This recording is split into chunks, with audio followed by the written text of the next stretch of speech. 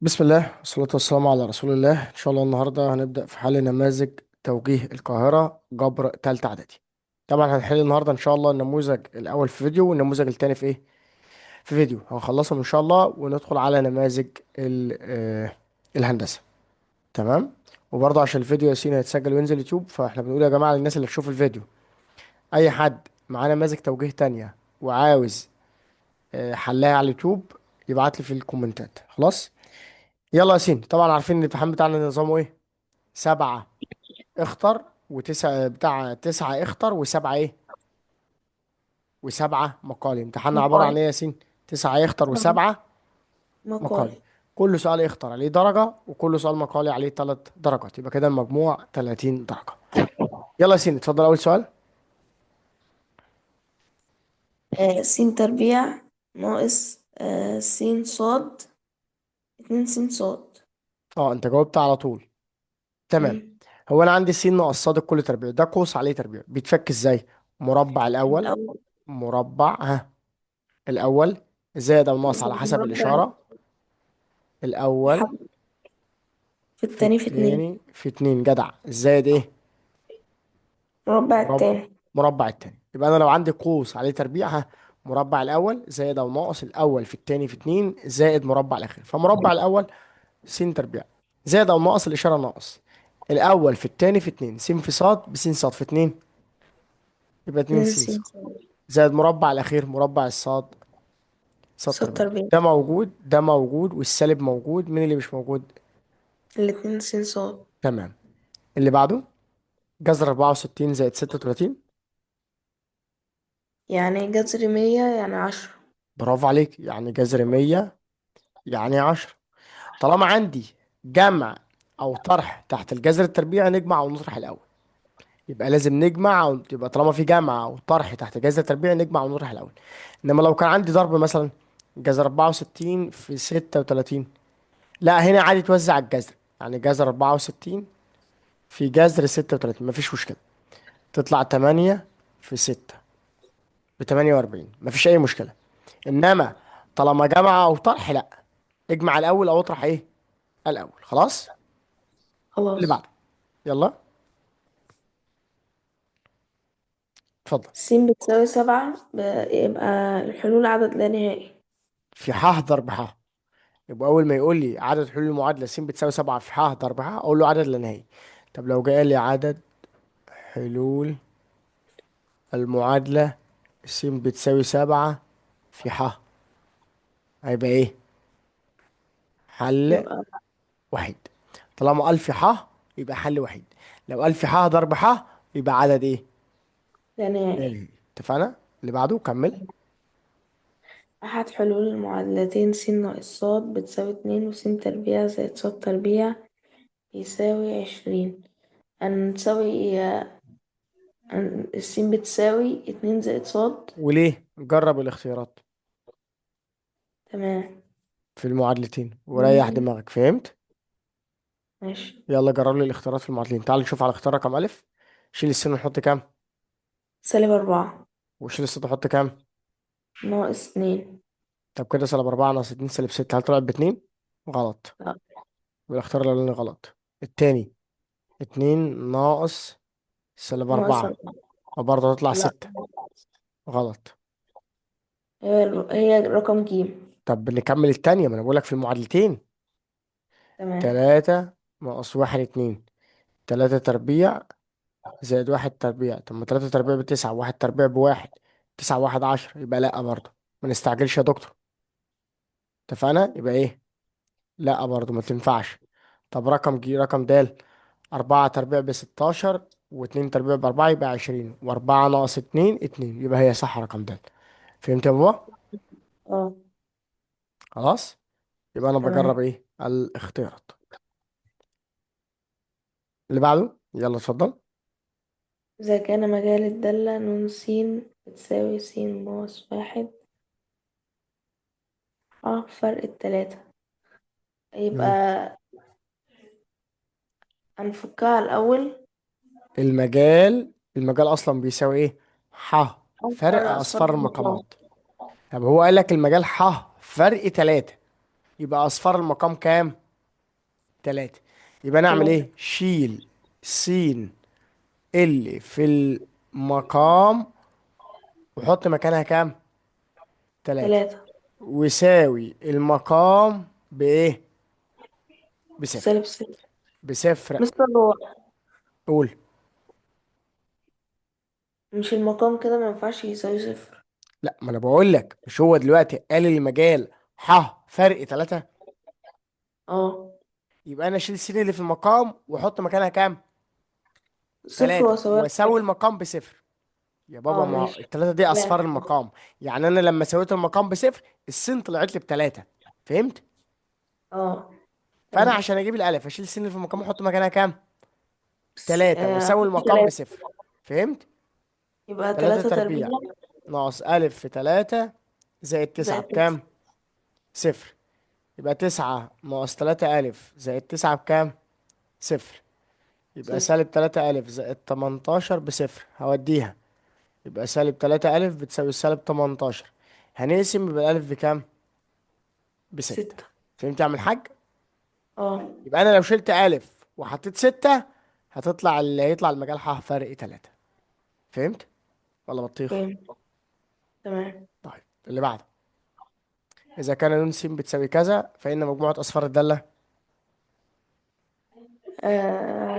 يبقى فرق الأربعة. اه، انت كده قاعد مع نايم. الأطفال يبقى الأربعة بس. انت عارف يعني ايه اصفار الدالة؟ يعني اه اصفار العدد البسط. فرق فرق أصفار اصفار المقام. ايه؟ المقام. المقام. اصفار الدالة يعني اصفار البسط فرق اصفار المقام. طب ما نظبط المقام. الدالة الاول. يعني ن س بتساوي، هنوحد مقامات على س ناقص 4 وننزل البسط زي ما هو. صح؟ اه يبقى اصفار الدالة، يبقى كده اصفار الدالة الاتنين. بتساوي اصفار البسط. يعني ايه اصفار البسط؟ يعني اساوي البسط الاتنين. بصفر. يعني ايه اصفار البسط؟ يعني اساوي البسط بصفر. فلما اساوي س ناقص 2 بصفر، يبقى الس باتنين، يبقى اصفار البسط 2. فرق اصفار المقام، يعني اساوي المقام الأربعة. بصفر. س ناقص 4 بصفر يبقى كام؟ 4. أربعة. 2 فرق 4، ايه اللي فرق؟ يعني اللي موجود، ايه اللي موجود هنا مش موجود هنا؟ الكام؟ الاتنين. الاتنين. يبقى اصفار الدالة كام؟ 2. ونشرح كمان واحدة على الاصفار، على الفرق. عندي مثلا آه 3 و2، فرق 2. ها، إيه اللي موجود في الأولى مش موجود في التانية؟ مين؟ تلاتة. التلاتة. طيب، 1 و4، فرق 2 و4. إيه اللي موجود هنا مش موجود هنا؟ الواحد. اه، في ناس كانت ممكن تقول لي ايه، 1 و2. لا، انا بقول اللي موجود هنا مش موجود هنا. خلاص. ماشي. خلاص. اللي بعده. ابسط صورة للدالة، اتفضل أبسط حللها. صورة هتبقى سين زائد أربعة على سين ناقص أربعة وسين زائد أربعة. تبقى ن س بتساوي، هنمسك دي زي ما هي، على س ناقص 4، صح كده؟ ناقص، هنحلل ده فرق بين ايه؟ مربعين. يبقى ده س يبقى زائد سين 4. زائد أربعة. سين زائد أربعة وسين ناقص أربعة. تمام. كمل. دي هتروح مع ايه؟ مع اللي تحت دي وهتساوي سين ناقص واحد. س على س ناقص 4 ناقص، مفيش حاجة فوق، احط 1 على س ناقص 4. هنوحد مقامات على مين؟ سين ناقص أربعة. اتفضل لي س سين ناقص ناقص، واحد. اللي هي رقم واحد. د. ده. برافو عليك. اللي بعده كمل. نون السين بتساوي واحد على سين ناقص أربعة على سين نون سالب واحد. هو على فكرة الامتحان ده هنكتبها الأول. اللي. قول. يبقى واحد ناقص أربعة على سين. طيب، هو الأول هنظبطها بعدها كده. نقلبها. هتبقى ن س بتساوي، هتبقى المقام من 1 مجموعات على س. اتفضلي 1 ناقص ايه؟ 4، يعني أربعة -3 على ايه؟ على سين وبعدين نخليها سين على سالب تلاتة. تمام. هو عاوز ننسلب بواحد، يعني ايه؟ يعني المعكوس الضربي، يعني ايه؟ يعني اشقلب. خلي السالب زي ما هو، تبقى سالب س على كام؟ على تلاتة. على 3. يبقى -1 يعني ايه؟ يعني المعكوس، ها؟ الضربي. يعني ايه؟ يعني شقلب، عشان هنقلبها. الناس تبقى فاهمة، لان انا بعت لكم الورق ده. اتفقنا يا ياسين؟ تمام. في اي مشكلة؟ لا. طيب. النموذج ده اللي مش عارف ورقه وحش ليه، باين نماذج حلوه جدا ما عدا النموذج ده، وحش قوي. الجوده فيه وحشه صح. اه. يلا كمل. ألف وب حدثين متنافيين، فإن لام ألف تقاطع ب احنا قلنا طالما متنافيان الأحداث تبقى صفر. يبقى صفر. طب لو جه قال لي الف تقاطع به من غير اللام، يبقى فاي. يبقى فاي. برافو عليك. طالما قال لي حدثان متنافيان يعني بعيد عن بعض يا جماعه، فمفيش حاجه تشبكهم ببعض. متنافيان يعني ادي الالف وليكن وادي الب، ادي الف وادي الب بعيد عن بعض، دول يعني متنافيان بعيد عن بعض. فهل في حاجه مشتركه بينهم؟ لا. يبقى التقاطع فاي. طب احتمال التقاطع صفر. خلاص، ناخد بالنا من الكلام تمام. ده. يلا يا عم ياسين ندخل على المقالي. اوجد في ح ضرب ح مجموعة حل المعادلتين، معادلة من الدرجة الأولى ومعادلة من الدرجة الأولى. نحل بالإيه؟ بالحذف. بالحسب. نكتب المعادلتين تحت إيه؟ تحت بعض. بعض. 3 س زائد 4 ص زائد أربعة بتساوي تساوي 11، معادلة 11. رقم واحد. واحد. والتانية 2 س زائد أربعة زائد ص زائد صاد بتساوي 4. معادلة رقم اتنين. هل السين شبه السين ما عدا الإشارة أو الصاد شبه الصاد ما عدا الإشارة؟ لأ. لا. طب هتخلي السين شبه السين ولا تخلي الصاد اللي يعجبك؟ خلي صاد. الصاد. يبقى أنا أضرب هضرب المعادلة دي في أضرب سالب. قول. أضرب 4. في سالب 4. يبقى هضرب المعادلة التانية في سالب 4. هنشد خط كده أنت فاهم، عشان تكتب كده في اه. الامتحان. ونكتب الأولى زي ما هي 3 س زائد إيه؟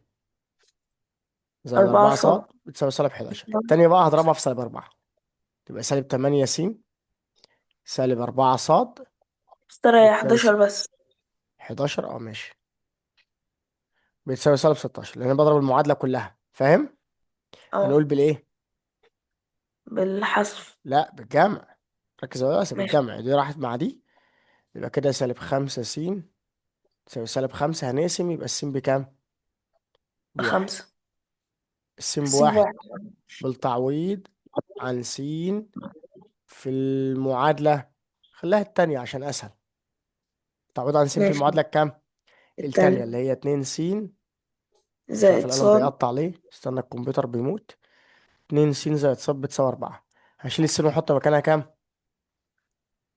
أشيل واحد. وأحط واحد يبقى يبقى 2 2. زائد صاد بيساوي 4. 2 في 1 زائد ص ب4.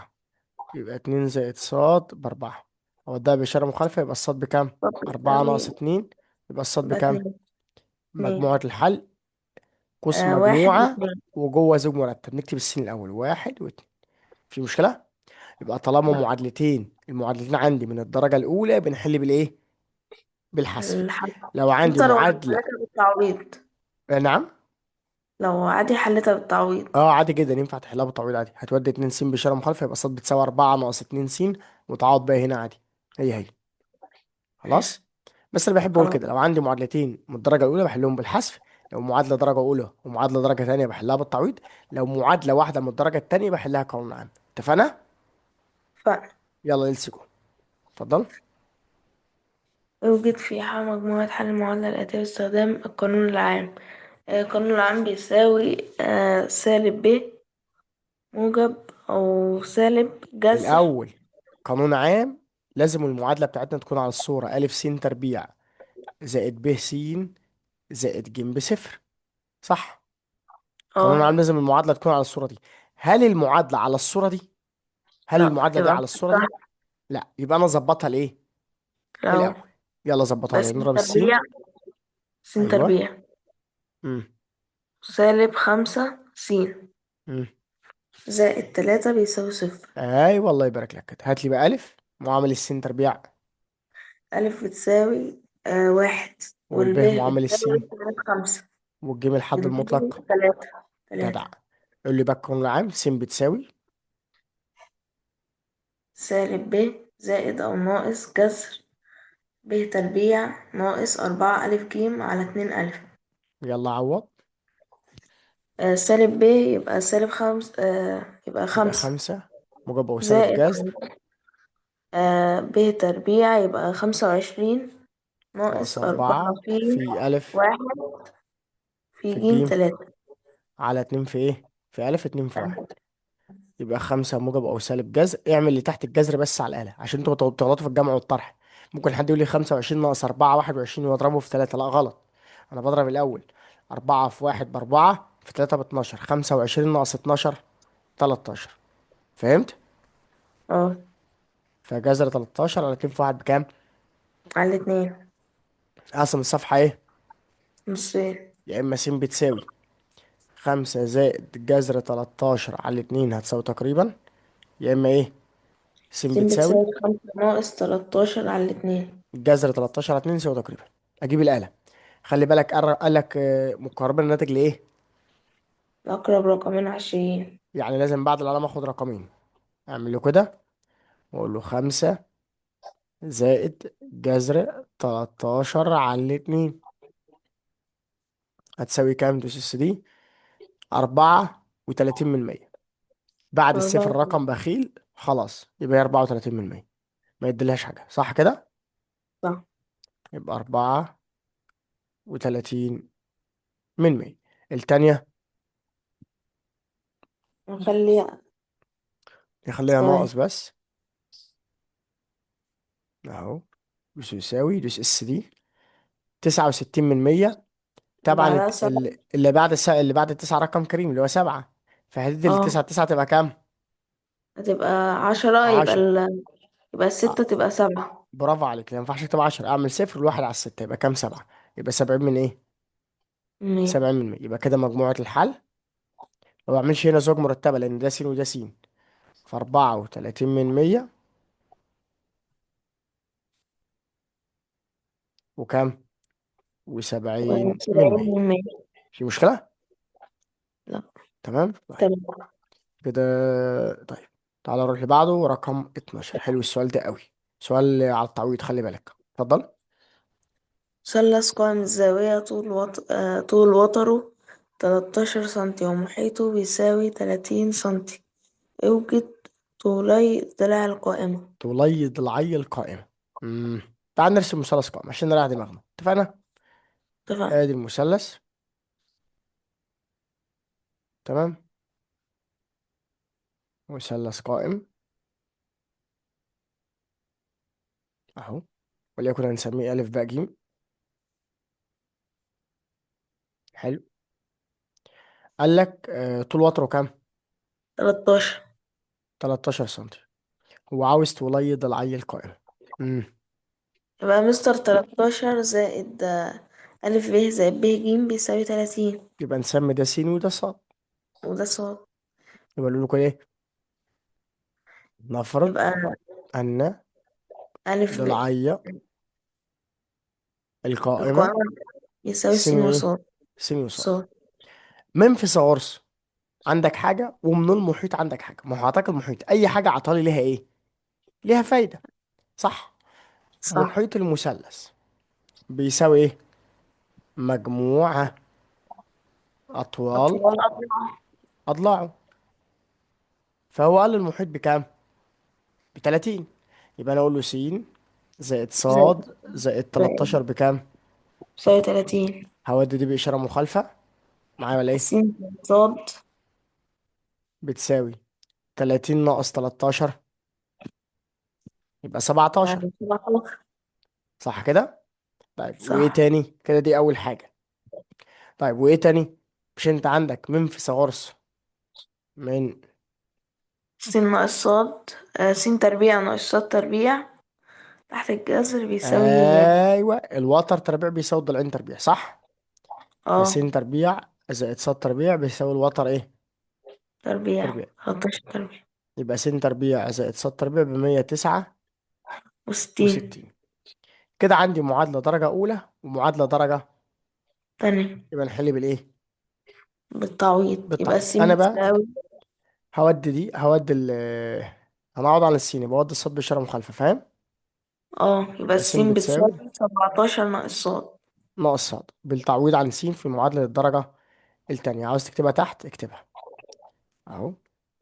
اكتبها تحت، هنودي دي. يبقى كده س بتساوي 17 ناقص صاد معايا.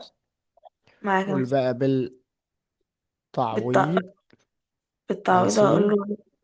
في معادلة في معادلة اتنين، في معادلة درجة تانية، سمي دي واحد وسمي دي ايه؟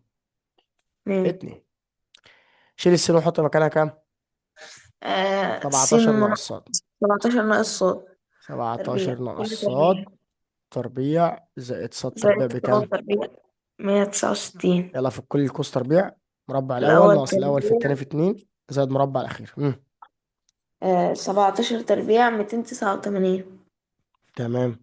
ناقص الأول في التاني في اتنين صاد تربيع ناقص 17 صاد في اتنين يبقى 24. أربعة أربعة وعشرين وتلاتين صاد 34 صاد. زائد مربع الصاد صاد تربيع. زائد الصاد ايه؟ صاد تربيع. تربيع بتساوي ودخل دي جوه 169. ناقص 169. رتبها. آه تبقى صاد 2 صاد اتنين صاد تربيع تربيع ناقص 34 صاد. 289 بعد ناقص 69 ناقص 9 ناقص 9 صفر. 289. وتمانية ناقص 6 2. 120. تمام. هنقسم على ايه؟ هنقسم على الاتنين. هنقسم على الاتنين. لما الاتنين اقسم على الاتنين يبقى كده صاد تربيع ناقص بيساوي 17 صاد زائد 60 بكام؟ بصفر. بصفر. حللها لي يلا. بقى صاد صاد وصاد. مم. الأولى سالبة والتانية سالبة. الآخر موجب، الاتنين شبه اللي في النص. كام في كام ب60 واجمعهم يدي 17. 5 في 12 خمسة في 12. نساوي ده بصفر يبقى الصاد بخمسة. أساوي ده بصفر يبقى الصاد بتساوي 5 والصاد بتساوي 12. بالتعويض بعدين عن صاد في هنعوض المعادلة الأولى. 2. بالتعويض عن صاد في أنا المعادلة الأولى. لو عوضت في أي معادلة صح. بس ده من الدرجة التانية، عوض في الأولى ما تعوضش في التانية. الأولى أسهل. أصل ده تعويض فاهم، لا عوض في الأولى مش في التانية. ماشي. ماشي.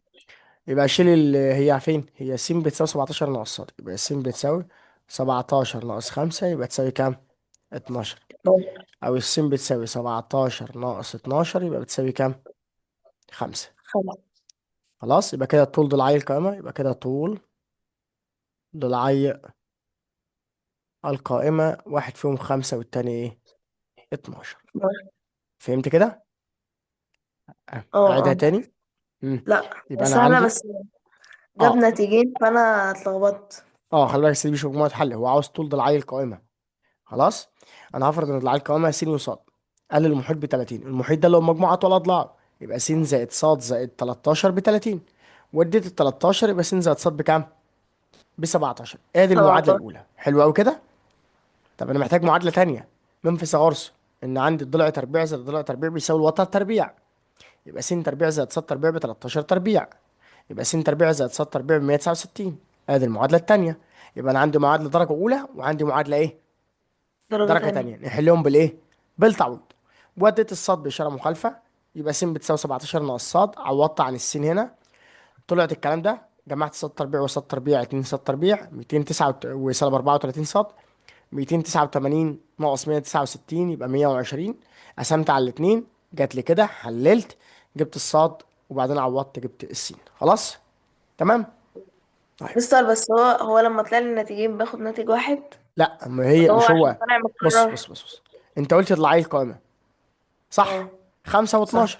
السين ممكن تبقى 5، الصاد ممكن تبقى 5، السين ممكن تبقى 12، الصاد ممكن تبقى، انت فاهم؟ لان انا طلعت لك اه 5 و12 و12 و5 فهي هي. وصلت؟ ماشي تمام. لو مجموعة حل كنت كتبتها 12 و5 و5 و12. فهمت؟ لو مجموعة حل كنت كتبت كده في ازواج مرتبة.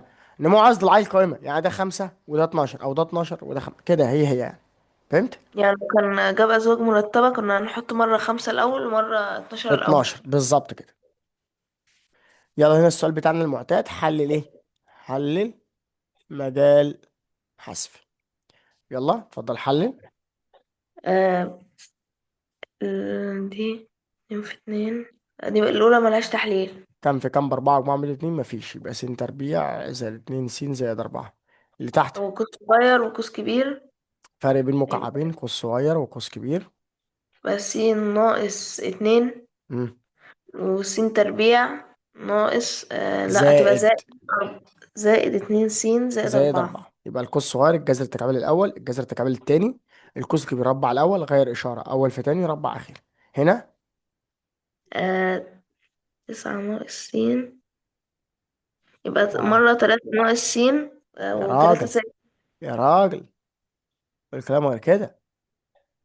امم هخلي الناقص زائد. زائد، واخليها ايه؟ س تربيع ناقص 9. فهمت؟ تمام. اه. ركز بقى عشان مهمة جدا بتيجي في الامتحان. 9 ناقص س تربيع انا متعود عليها تكون ايه؟ س تربيع تكون ناقص س 9. تربيع ناقص 9. يبقى انا مستر اخلي بس. الناقص زائد، تمام، واعملها فرق بين مربعين. فهمت؟ فهمت، بس هي مستر لو جت كده، لو جت 3 ناقص س و3 زائد س. اقلبها خليها س ناقص 3، وغير الاشاره دي. فهمت؟ فهمت. لو ده ضرب خد سالب عامل مشترك بره. مش هعمل حاجه. ماشي. على حلل كام في كام بستة وأطرحهم يدي واحد، اتنين في تلاتة، الأخير موجب، في الكبير 3 ياخد الإشارة اللي في النص. يبقى س س زائد تلاتة وس ناقص والسين كام. كده 2. حللت أول خطوة، حللت تاني خطوة المجال. هات المجال ح فرق أصفار المقامات، يعني غير الإشارة، ح فرق كام. الاتنين. مم. الاتنين والسالب 3. وبس، بس. والاتنين مكتوبة. طبعا ده ما بتحللش فمالوش أصفار. الاختصار. نون السين. آه يبقى دي بتروح مع دي، والس زائد 3 تروح مع الس زائد 3. س ناقص وتبقى تلاتة على إيه؟ على س ناقص 2. أنا واحد مقامات على س ناقص. مم. 2 يبقى واحد. 1 زائد س ناقص 3. تطلع كام؟ س ناقص اتنين س ناقص 2 على س على س، ناقص 2 بتساوي 1. هتساوي كام؟ واحد. في مشكلة؟ يبقى انا لا. بقى السؤال ده لما يجي لي في امتحان حل المجال ايه؟ حذف. خلاص. طيب خلاص. اللي بعده رقم 14 نفس الكلام.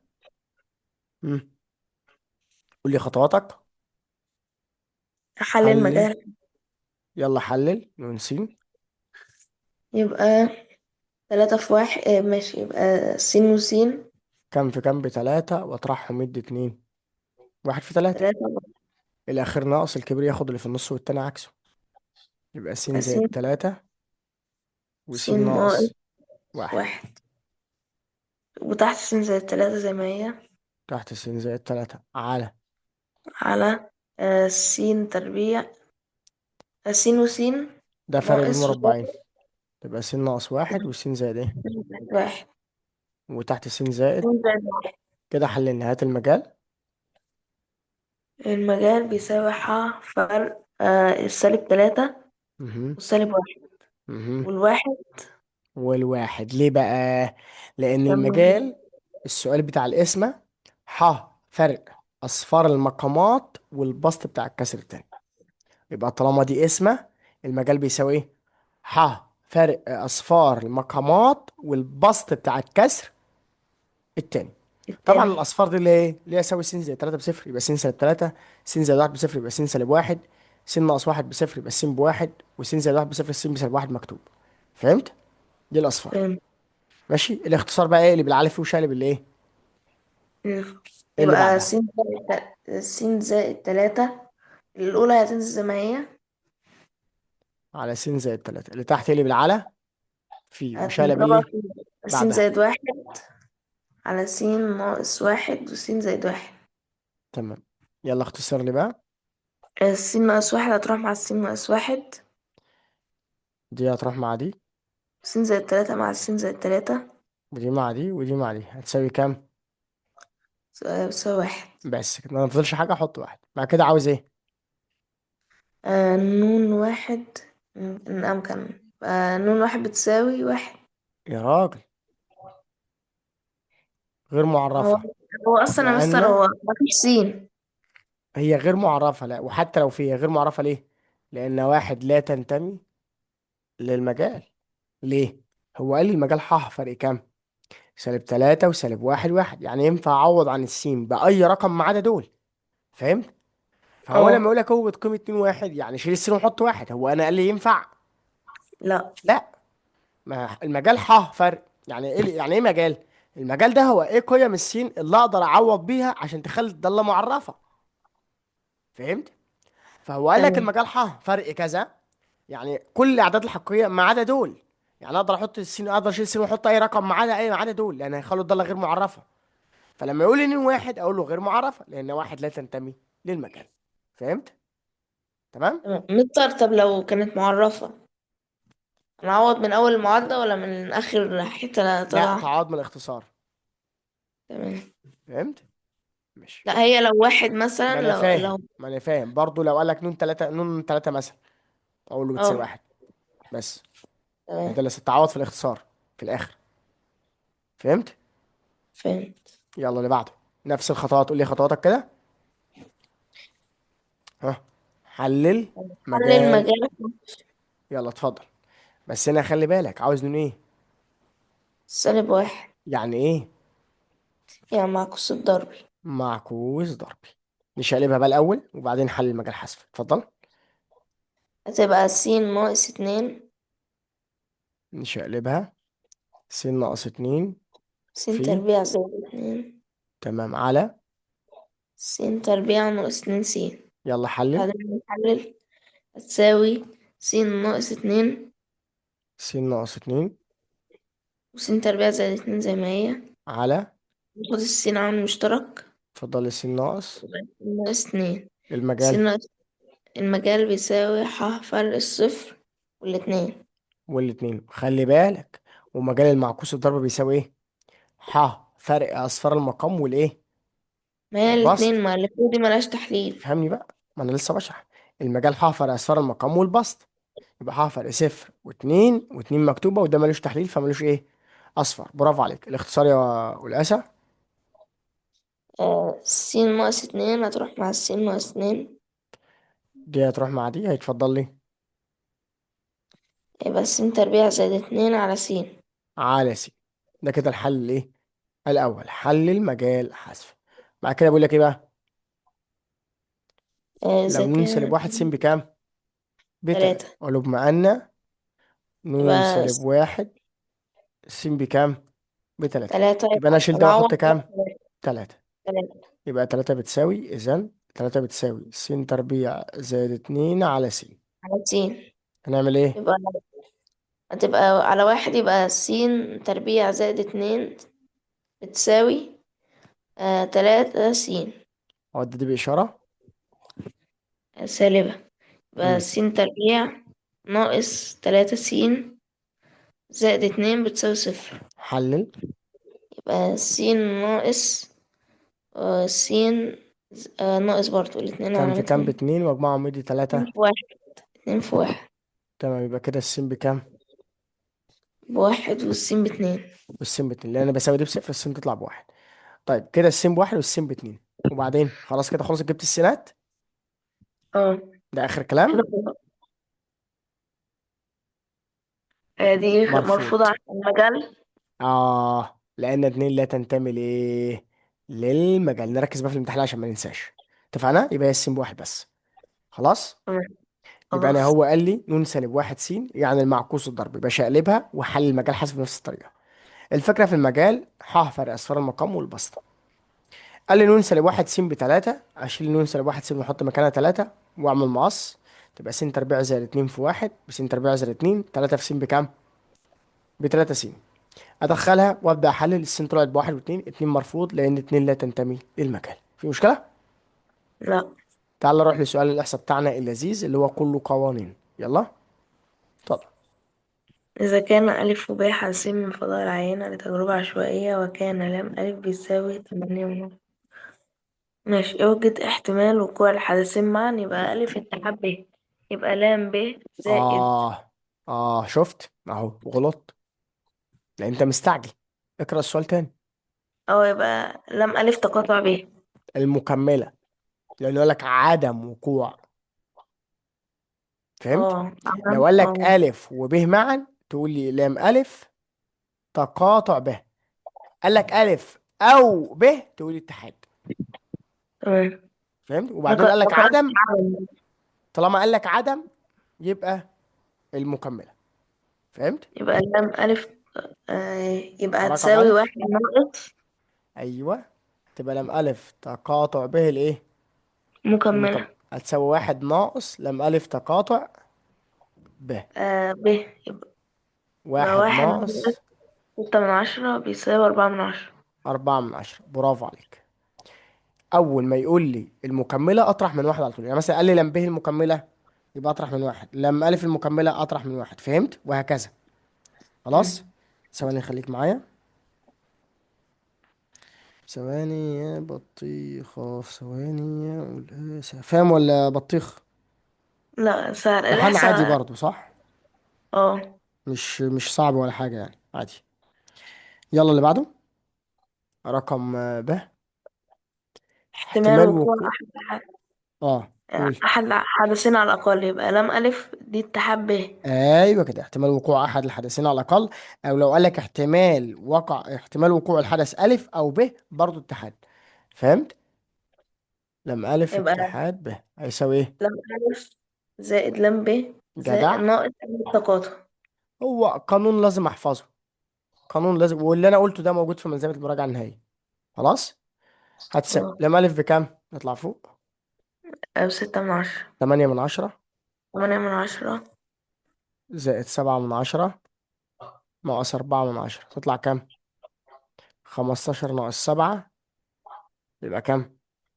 8 من 10 15. معلش، 15 ناقص 4 يبقى يبقى 11. 11 من 100 بقى. فهمت؟ تمام. خلاص، في أي مشكلة؟ ده النموذج الاسترشادي الأول. خلاص، تعالى نوقف الريكورد ونحفظ الفايل.